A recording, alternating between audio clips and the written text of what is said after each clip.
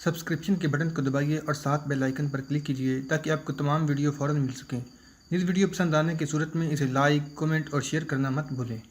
मूसा बिन नसीर जब इस आखिरी पड़ाव से मुरीदा की तरफ कूच करने लगा तो उसने अपने लश्कर से खिताब किया। उसकी तकरीर बड़ी जोशीली थी, जिसने लश्कर के हौसले और जज्बे में नई रूह फूंक दी। कूच के दौरान मूसा के तीनों बेटे उसके साथ थे। उसने तीनों बेटों की तरफ बारी बारी देखा। मेरे अजीज़ बेटो, उसने कहा, मेरी बातें गौर से सुनते चलो और मेरी हर बात को वसीयत समझना। मेरी उम्र देखो, मेरा जिस्म जवाब दे गया है। ये रूहानी क़ुव्वत है जो मुझे यहाँ ले आई है और लड़ा रही है। तुम जानते हो मैंने कितनी लड़ाइयाँ लड़ी हैं। आधी से ज़्यादा उम्र मैदान जंग में कूच और पेशकदमी में गुजरी है। यूँ समझो कि मेरी जिस्मानी ताकत तुम तीनों के जिस्मों में मुंतकिल हो गई है। अब तो मैं कूच के दौरान घोड़े की पीठ पर भी मर सकता हूँ और किसी भी वक्त बिस्तर पर मेरी मौत वाक़या हो सकती है। कि तुम हो जिन्होंने मुझे दफन करके मेरे नाम को और मेरी रिवायात को ज़िंदा रखना है। मैं तुम्हें एक मुल्क फ़तह करके दे चला हूँ। ये मेरी ज़िंदगी की आखिरी जंग है। हो सकता है मैं इसी जंग में मारा जाऊँ। मेरे इस विरसे को तुमने संभालना है। अब्दुल अज़ीज़, मैं तुम्हें अभी बता देता हूँ कि उंदलस के पहले अमीर तुम होगे। ये मेरे इख्तियार में है कि मैं किसे अमीर बनाता हूँ। मैं अमीरुल मोमिनीन से मंजूरी ले लूँगा। हमारे अजीम वालिद मूसा के बेटे अब्दुल्ला ने कहा, क्या अमारत का हकदार इब्ने ज़ियाद नहीं? उंदलस की जंगी ताकत को उसने तोड़ा है और आज वो तलीता के महल में बैठा है जो उंदलस का दिल है। जो मैं जानता हूँ वो तुम नहीं जानते बेटा, मूसा बिन नसीर ने कहा, और जो मैं सोच सकता हूँ वो तुम नहीं सोच सकते। अभी मेरी ये वसीयत दिल पर नक्श कर लो कि मैदान हो या मुहासरा, पीठ नहीं दिखानी। और दूसरी बात ये जहन नशीन कर लो कि इस मुल्क में महल हैं, दौलत इतनी जैसे सोने और चांदी की नदियाँ बह रही हों।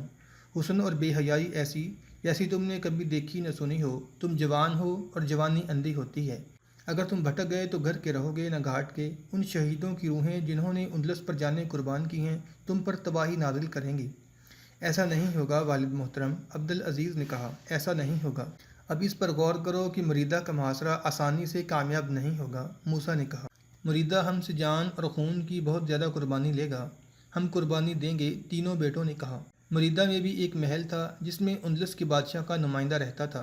नुमाइंदा शाही ख़ानदान का फ़र्द हुआ करता था। अब वहाँ जो नुमाइंदा था वो राडर के करीबी रिश्तेदारों में से था।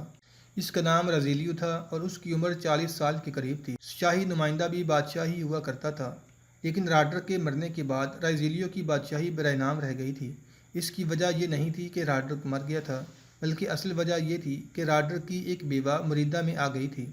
उसकी हैसियत मलका की थी और मुरीदा अभी राडर के शाही ख़ानदान का शहर था। राडर के मरने से एक से ज़्यादा औरतें बेवा हो गई थीं। उनमें एक ये जवान साल बेवा थी जिसका नाम एजिलूना था। उस वक़्त उसकी उम्र 27-28 साल थी। वो चूँकि शाही ख़ानदान की फ़र्द थी, इसलिए जो इलाके अभी मुसलमानों के कब्ज़े में नहीं आए थे उन इलाकों में एजिलूना का हुक्म चलता था और शाही नुमाइंदे और जर्नैल उसके मातहत थे। राडरक जब दरियाए कावलीद के मैदान जंग को जा रहा था तो एजिलूना मुरीदा चली गई। यूँ तो राडरक ने अपने हरम में एक से बढ़कर एक हसीन औरत रखी हुई थी, लेकिन एजिलूना के हुस्न में कोई ऐसी कशिश थी जो हसीन औरतों में कम ही देखने में आती थी। आगे चलकर यानी राडरक के मरने के बाद एजिलूना ने बल्कि इसके गैर मामूली हुस्न ने ऐसी तारीखी हैसियत हासिल कर ली कि तकरीबन तमाम मुल्कों ने इसका जिक्र तफसील से किया है।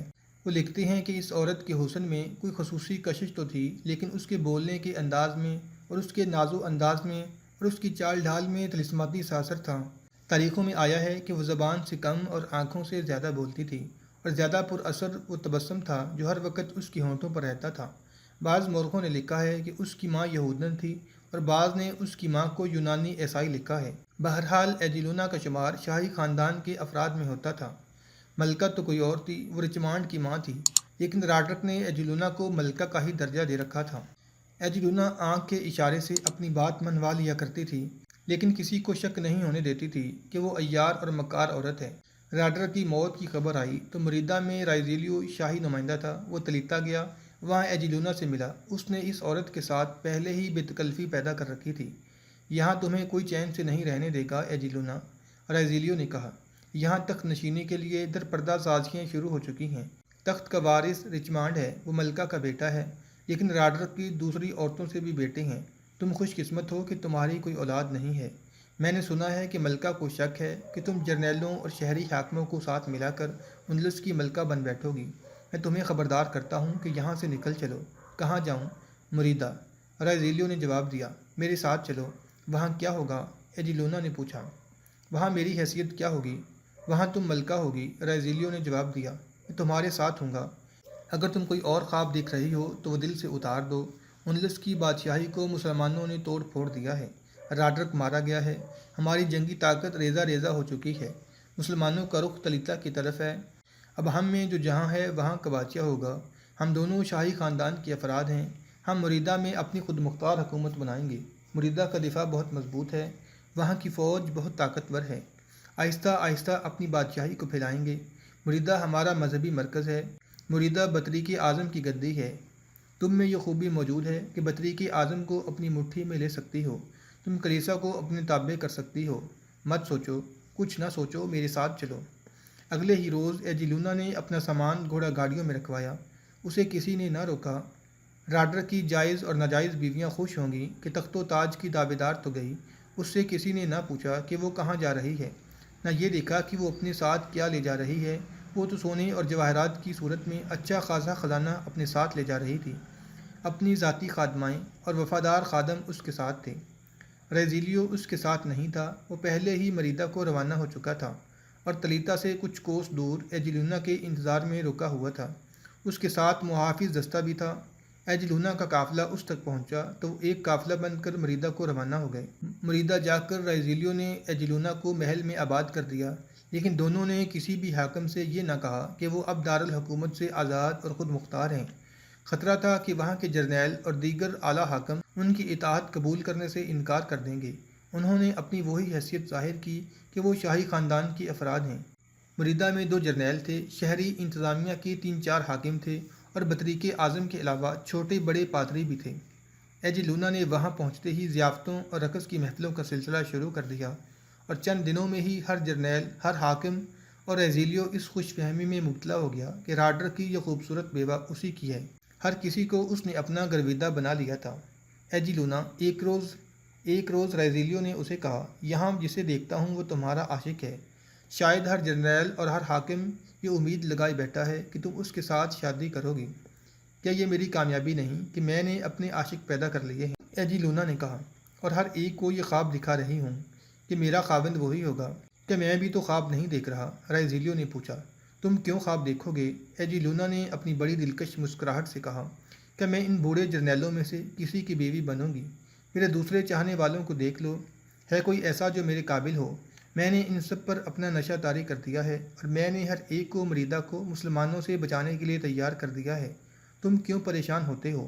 میں نے تمہیں یہاں کا بادشاہ بنانا ہے اور خود تمہاری ملکہ بننا ہے۔ تو کیا میں یقین رکھوں کہ تم صرف میری ہو؟ رائزیلیو نے جذباتی لہجے میں پوچھا۔ تو اور کس کی ہوں؟ ایجیلونا نے کہا۔ ہاں، دل کی ایک بات تمہیں بتا دیتی ہوں، میں ملکہ بننا چاہتی ہوں۔ یہ میری خواہش بھی ہے اور میرا ارادہ بھی ہے۔ کیا تم ملکہ بناؤ گے؟ کیا فضول سوال پوچھا ہے تم نے؟ رائزیلیو نے کہا۔ ملکہ تم نے ہی بننا ہے۔ کہ تم نے سنا ہے کہ غرناطہ اور قرطبہ پر بھی مسلمانوں کا قبضہ ہو گیا ہے؟ ایجیلونا نے پوچھا۔ کہ تم نے سنا ہے کہ مسلمانوں کی ایک اور فوج اندلس میں داخل ہو گئی ہے؟ سنا ہے، رائزیلیو نے جواب دیا۔ مجھ تک اطلاع پہنچ چکی ہے کہ اس نئی فوج کا رخ مریدہ کی طرف ہے۔ کیا تم اس فوج سے مریدہ کو بچا لو گے؟ ایجیلونا نے پوچھا۔ ہاں ایجیلونا، رائزیلیو نے کہا۔ مسلمانوں کی فوج یہاں مرنے کے لیے آ رہی ہے۔ میں نے ایسی باتیں تلیتا میں بھی سنی تھیں، ایجیلونا نے کہا، مگر مجھے پتہ چلا ہے کہ مسلمانوں کی پہلی فوج تلیتا کو محاصرے میں لینے کے لیے گئی تو شہریوں نے دروازے کھول دیے اور مسلمانوں کا استقبال کیا۔ کہ تم ایسی بہادری دکھا سکتے ہو کہ فوج کا کچھ حصہ اپنی کمان میں لو اور شہر کے باہر حملہ آوروں پر ایسے زبردست حملے کرو کہ وہ بھاگ جائیں یا ختم کر دیے جائیں؟ تم دیکھ لینا کہ میں کیا کرتا ہوں، رائزیلیو نے کہا، اور تم دیکھ لینا کہ میں کس طرح اپنا جسم اور اپنی روح تمہارے حوالے کر کے تمہاری ملکہ بنتی ہوں، ایجیلونا نے کہا۔ حقیقت یہ تھی کہ ایجیلونا یہی باتیں مریدہ کی ہر جرنیل اور ہر حاکم کے ساتھ کرتی تھی۔ وہ ان میں سے ہر ایک کے پاس رات کو جاتی تھی، لیکن ہر کسی کے لیے شراب بنی رہتی تھی۔ وہ ہر کسی کو اپنے ہاتھوں شراب پلاتی تھی اور پینے والا اس کے حسن میں گم پیتا چلا جاتا اور بے ہوش ہو جاتا، اور ایجیلونا وہاں سے واپس آ جاتی۔ حملہ آور آ رہے ہیں، تیار ہو جاؤ، ہوشیار ہو جاؤ۔ یہ ایک للکار تھی جو شہر کی دیواروں پر بلند سے بلند تر ہوتی چلی گئی۔ سارے شہر میں کھلبلی برپا ہو گئی، لیکن اس کھلبلی میں خوف و ہراس نہیں بلکہ جوش و خروش تھا۔ لوگ ادھر ادھر چھپنے کے لیے بھاگ دوڑ نہیں رہے تھے بلکہ لڑائی کے لیے تیار ہو رہے تھے، ہتھیار بند ہو رہے تھے۔ بہت دنوں سے کمانیں اور تیر بنائے جا رہے تھے۔ پھینکنے والی برچیاں بن رہی تھیں۔ عورتیں، کم سن لڑکے اور لڑکیاں بھی تیر اندازی کی مشق کر رہی تھیں۔ تمام جوان اور ادھیڑ عمر شہری 2-3 مہینوں سے فوج کے ساتھ مل کر جنگی مشقیں کر رہے تھے۔ جب سے ایجلونا اس شہر میں آئی تھی، جنگی تیاریاں پہلے سے زیادہ تیز ہو گئی تھیں۔ ایجلونا خود یہ مشقیں دیکھتی اور شہریوں میں جوش اور جذبہ پیدا کرتی تھی۔ جو ہی اس کے کانوں تک یہ آواز پہنچی کہ حملہ آور آ رہے ہیں، اس نے نیام سے تلوار نکالی اور استبل میں جا پہنچی۔ اس نے رائزیلیو کا گھوڑا تیار کرایا، اس پر سوار ہوئی اور گھوڑا دوڑا دیا۔ شہر کی گلیوں میں وہ ننگی تلوار لہراتی اور گھوڑا دوڑاتی پھرنے لگی۔ مریدہ کے لوگوں، وہ چلا چلا کر کہتی پھر رہی تھی، تمہارے امتحان کا وقت آ گیا، کمواری مریم کی عصمت تمہیں پکار رہی ہے۔ پھر جہاں کہیں لوگ اسے دیکھ کر اکٹھے ہو جاتے، وہاں وہ ان کے درمیان رک جاتی اور بڑی ہی بلند اور جوشیلی آواز میں لوگوں کو ان الفاظ سے بھڑکاتی۔ وہ بزدل اور بے غیرت تھے جنہوں نے مسلمانوں کی آگے ہتھیار ڈالے اور اپنے شہر ان کے حوالے کر کے ان کے غلام بن گئے ہیں۔ انہوں نے اپنی بیٹیاں بھی ان کے حوالے کر دی ہیں کہ تم اپنی بیٹیاں جنگلی اور وحشی بربروں کے حوالے کر دو گے۔ نہیں نہیں، ہر جگہ مجمع جواب دیتا، ہم اپنی عزت پر مر مٹیں گے۔ یہ نہ بھولنا کہ یہ غرناطہ اور کرتبہ نہیں۔ وہ پرجوش خطاب جاری رکھتی، یہ مریدہ ہے، یہ بطریق اعظم کا شہر ہے۔ آج کلیسا کی آبرو تمہیں پکار رہی ہے، تمہیں صلیب پکار رہی ہے۔ صلیب پر لٹکے ہوئے یسوع مسیح کی روح مقدس دیکھ رہی ہے کہ تم عیسائیت کی عظمت پر جانیں قربان کرتے ہو یا اپنی جانوں کو عزیز رکھتے ہو۔ اگر تم نے مسلمانوں کو شکست دے دی تو تم یہاں ان شہروں کی طرف پیش قدمی کرو گے جس پر مسلمان قبضہ جمائے بیٹھے ہیں۔ یہ سعادت تمہارے حصے میں آتی ہے کہ تم مسلمانوں کو اندلس سے نکالو گے۔ اگر تم بھی دل چھوڑ بیٹھے تو تمہارے گرجے مسجدیں بن جائیں گے۔ کیا تم کلیسا کی یہ بے حرمتی برداشت کر لو گے؟ نہیں نہیں۔ ایجلونا فوج میں گئی تو وہاں بھی اس نے یہی جوشیلی تقریر کی۔ کچھ تو الفاظ جوشیلے تھے اور زیادہ تر ایجلونا کی حسین اور دلکش شخصیت کا اثر تھا کہ لوگ آتش فشاں پہاڑ کے اندر ابلتے ہوئے لاوے کی صورت اختیار کر گئے۔ ایک عورت مردوں کو للکارے تو مردوں پر جنونی کیفیت طاری ہو جانا قدرتی امر ہے۔ موسیٰ بن نصیر تو یہ توقع لے کر آیا تھا کہ وہ مریدہ کو محاصرے میں لے لے گا، حالانکہ جاسوسوں نے اسے بتایا تھا کہ مریدہ کی فوج شہر سے باہر لڑے گی اور شہر کے باہر رکاوٹیں اتنی زیادہ ہیں کہ شہر کی دیوار کے قریب جانا ممکن نہیں ہوگا۔ موسیٰ نے دور سے دیکھا کہ شہر کی دیوار سے خاصا آگے رکاوٹوں کے باہر مریدہ کی فوج تیار کھڑی تھی۔ اس فوج نے اپنے ہی شہر کو محاصرے میں لے رکھا تھا۔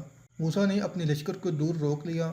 لشکر بہت فاصلہ طے کر کے آیا تھا، گھوڑے بھی تھکے ہوئے تھے، لیکن پیادے زیادہ تھکے ہوئے تھے۔ موسیٰ نے لشکر کو آرام کرنے کو کہا اور خود اپنے 3 بیٹوں اور 1-2 سالاروں کے ساتھ لے کر شہر کے گرد چکر لگانے کے لیے چلا گیا۔ وہ شہر کا دفاع دیکھ رہا تھا۔ اس کے مطابق اس نے اپنے حملے کا پلان بنانا تھا۔ شہر کے پیچھے نوکیلی چٹانیں بھی تھیں اور ان کے ساتھ سرسبز ٹیکریاں بھی تھیں جن میں بعض قلعے کی دیوار جتنی اونچی تھیں۔ ان پر درخت تھے اور اونچی گھاس کے علاوہ خودرو پودے بھی تھے۔ ان کے درمیان راستے تھے۔ ادھر شہر پناہ کے قریب جانا بہت مشکل نظر آتا تھا۔ ہم ان ٹیکریوں اور چٹانوں کے اندر سے اس سامنے والے دروازے تک جا سکتے ہیں، موسیٰ بن نصیر نے کہا۔ ادھر فوج بھی نہیں۔ موسیٰ نے اپنے گھوڑے کو ٹیکریوں کی طرف بڑھایا اور 2 ٹیکریوں کے درمیان سے گزرنے لگا۔ وہ ایک درخت کے قریب سے گزر رہا تھا کہ ایک تیر درخت کے تنے میں جڑوں کے قریب آ لگا۔ موسیٰ نے گھوڑا روک لیا۔ پھر ایک اور تیر آیا جو گھوڑے کے آگے 1-2 قدم دور زمین میں لگا۔ موسیٰ نے گھوڑے کو بڑی تیزی سے پیچھے کو موڑا اور وہاں سے واپس آ گیا۔ دونوں تیر شاید دور سے آئے تھے، اس لیے موسیٰ کو یا اس کے گھوڑے کو نہ لگے اور نیچے لگے۔ یا تیر اندازوں نے موسیٰ کو خبردار کیا تھا کہ وہ اس سے آگے آنے کی جرأت نہ کرے۔ اس پہاڑی علاقے میں فوج چھپی ہوئی تھی۔ یہ فوج اس سے زیادہ خطرناک تھی جو شہر کی دوسری طرف سامنے نظر آ رہی تھی۔ ٹیکریوں اور چٹانوں کے اس علاقے کے ساتھ زمین کٹی پٹی تھی اور اتنی دشوار گزار کہ وہاں سے گھوڑوں کو تیز رفتاری سے گزارنا ناممکن نہیں تھا۔ میرے عزیز ساتھیو، موسیٰ بن نصیر نے کہا، بہت مشکل پیش آئے گی، پھر بھی ہمیں اللہ کی ذات سے مایوس نہیں ہونا چاہیے۔ صفحے اول کے مورخ لکھتے ہیں کہ مریدہ شہر کو قدرت نے جو دفاع مہیا کر رکھا تھا وہ تو مضبوط تھا ہی، لیکن مریدہ کی فوج اور اس کے شہری جس جذبے اور جوش و خروش سے اس شہر کے دفاع پر تیار ہو گئے تھے وہ بظاہر ناقابل تسخیر لگتا تھا۔ شہر کے اندر شہر پناہ پر اور باہر فوج میں بطریق اعظم پادریوں کے جلوس میں صلیب اٹھائے گھومتا پھرتا رہتا تھا۔ اس کے بعد ایجلونا ہاتھ میں ننگی تلوار لیے گھوڑے پر سوار شہر میں اور باہر آ کر فوج میں گھوم جاتی اور جگہ جگہ رک کر ایسے جوشیلے الفاظ کہتی کہ سننے والے مشتعل ہو جاتے۔ موسیٰ بن نصیر اپنے بیٹوں اور 2 سالاروں کے ساتھ شہر کے پیچھے زمین کا اور شہر پناہ کا جائزہ لے رہا تھا کہ اسے دور کا شور سنائی دیا۔ موسیٰ اور اس کے ساتھی اس شور سے واقف تھے۔ یہ لڑائی کا شور تھا، سینکڑوں گھوڑوں کے دوڑنے کا قیامت خیز شور تھا۔ زمین ہل رہی تھی۔ موسیٰ نے گھوڑا موڑا اور اینٹ لگا دی۔ اس کے بیٹے اور سالار اس کے پیچھے گئے۔ وہ اپنے لشکر کی طرف جا رہے تھے۔ وہ جب شہر کے پہلو سے گھومے تو انہوں نے ایسا منظر دیکھا کہ انہیں اپنی آنکھوں پر یقین نہ آیا۔ مریدہ کی فوج نے جو شہر کے باہر تیار کھڑی تھی، مسلمانوں کے لشکر پر حملہ کر دیا تھا۔ مسلمان اس حملے کے لیے تیار نہیں تھے۔ سوار گھوڑوں سے زینے اتار چکے تھے اور ادھر ادھر دیکھ رہے تھے کہ گھوڑوں کو پانی کہاں سے پلائیں۔ پیادے لیٹ گئے تھے اور لشکر کا کھانا تیار ہو رہا تھا۔ انہوں نے عیسائی فوج کو آتے دیکھا تو جس حالت میں تھے اسی حالت میں ہتھیار اٹھا لیے۔ سواروں کو زینے گھوڑوں پر ڈالنے کی مہلت نہ ملی۔ وہ برچیاں اور تلواریں لے کر پیادوں کی طرح مقابلے کے لیے تیار ہو گئے۔ سب سے زیادہ ضروری گھوڑوں کو بچانا تھا جو بندھے کھڑے تھے۔ مسلمان تیر اندازوں نے یہ پھرتی دکھائی کہ کمانیں اور ترکش اٹھا کر اپنے لشکر کے آگے چلے گئے۔ حملہ آور ان کی زد میں آئے تو انہوں نے بارش کی طرح تیر برسانے شروع کر دیے۔ عیسائی گھڑ سوار آگے تھے، انہیں تیر لگتے تھے۔ سوار گھوڑوں پر ہی دوہرے ہو جاتے اور بعض گرتے تھے، لیکن سرپٹ دوڑتے گھوڑوں کی رفتار میں فرق نہیں آ رہا تھا۔ گھوڑے اتنے قریب آ گئے کہ تیر انداز جانے بجانے کے لیے ادھر ادھر بھاگ گئے۔ پیادوں نے مقابلہ کیا، برچیوں اور تلواروں سے کئی سواروں کو گرایا، لیکن خود بھی گھوڑوں تلے کچلے گئے اور عیسائیوں کی برچیوں سے زخمی بھی ہوئے۔ مسلمان لشکر اپنے سپہ سالار کے بغیر لڑ رہا تھا۔ سپہ سالار ہوتا بھی تو کیا کرتا؟ اس صورتحال میں کوئی چال آزمائی نہیں جا سکتی تھی سوائے اس کے کہ اپنی جانیں بچانی تھیں یا مقابلہ کرنا تھا۔ مسلمان یہ دونوں کام کر رہے تھے۔ مریدہ کے یہ حملہ آور جم کر لڑنے کے لیے نہیں آئے تھے۔ وہ اتنا ہی رکے جتنا انہیں مسلمانوں نے روکا۔ وہ طوفان کی طرح آئے اور ہلہ بول کر دائیں اور بائیں کو نکل گئے، اور کچھ مسلمانوں کے لشکر میں سے سیدھے پیچھے چلے گئے اور دور کا چکر کاٹ کر واپس چلے گئے۔ ان میں سے بہت سے زخمی ہو کر مسلمانوں کے لشکر میں ہی رہ گئے۔ موسیٰ بن نصیر وہاں پہنچا تو مارکا ختم ہو چکا تھا۔ لشکر کی حالت ویسی ہی ہو گئی تھی جیسی طوفان کے بعد کسی بستی میں دیکھنے میں آتی ہے۔ عیسائی اور مسلمان زخمی تڑپ رہے کراہ رہے تھے، کئی مر چکے تھے۔ مریدہ کے یہ حملہ آور واپس اسی جگہ پہنچ گئے جہاں پہلے کھڑے نظر آ رہے تھے۔ وہ تنزیہ نعرے لگا رہے تھے، یہ غرناطہ اور کرتبہ نہیں۔ ایک عیسائی گھڑ سوار نے مسلمانوں کے لشکر کے قریب آ کر کہا، یہ مریدہ ہے، یہیں سے واپس چلے جاؤ، اور وہ گھوڑا دوڑاتا واپس چلا گیا۔ شہر پناہ پر شہری، جن میں عورتیں اور بچے زیادہ تھے، اپنی فوج کو نعروں کی صورت میں خراج تحسین پیش کر رہے تھے۔ یہ پہلے دن کا تصادم تھا، یہ وارننگ تھی جو موسیٰ بن نصیر کی سمجھ میں آ گئی اور وہ محتاط ہو گیا۔ اس کے بعد یہی سلسلہ چلتا رہا۔ موسیٰ نے اپنے لشکر کو 4 حصوں میں تقسیم کر کے شہر کے چاروں طرف پھیلا دیا۔ اس کے مطابق عیسائی فوج بھی تقسیم ہو گئی۔ مسلمانوں کی فوج کا کوئی حصہ آگے بڑھتا تو عیسائی فوج آگے آ کر اس کا مقابلہ کرتی اور وہیں سے پیچھے ہٹا دیتی یا مسلمانوں کو بکیر کر خود پیچھے ہٹ جاتی تھی۔ مسلمانوں میں اتنی ہمت نہیں رہتی تھی کہ وہ شہر کے قریب چلے جاتے۔ ہر روز شہر کے باہر دونوں فوجوں کا کسی نہ کسی طرف خونریز تصادم ہوتا اور مسلمان شہر کو محاصرے میں لینے میں ناکام رہتے۔ پروفیسر ڈوز اور ڈاکٹر کوندے نے لکھا ہے کہ عیسائی مریدہ پر جانوں کے اور خون کے نذرانے بے دریغ دے رہے تھے۔ پادری بھی لڑ رہے تھے، عورتیں بھی مردوں کی دوش بدوش باہر نکل آئی تھیں۔ عالم اور بے علم ایک محاذ پر اکٹھے ہو گئے تھے۔ امیر اور غریب کا، برتر اور کمتر کا، آقا اور غلام کا امتیاز ختم ہو گیا تھا۔